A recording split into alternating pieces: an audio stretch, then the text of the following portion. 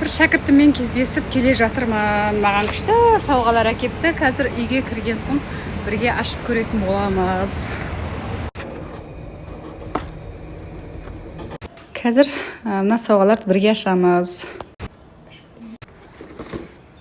Вау!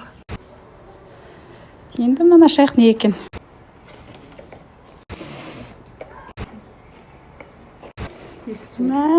Күшті, маған күшті әтір сыйлапты.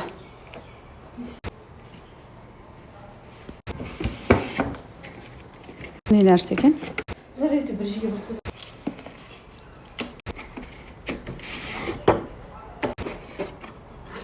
Вау!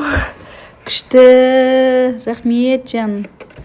Достар, шәкірттерімнен толасыз осылай түрлі түсті маған күшті сауғалар келеді міне.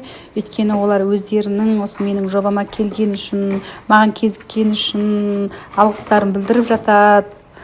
Сіздердің өмірлеріңіздің өзгергені үшін менің де қуанышым шексіз жандарым сол. Бақыттан бастарыңыз айналсын. Өзің өзгерген кезде бүкіл айналаң өзгереді ғой.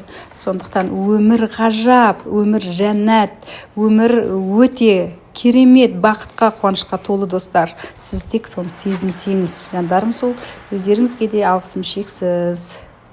Күшті, ұнат жан сауғаларыңның барлығы маған Бәнужан, өзіңе көп рахмет.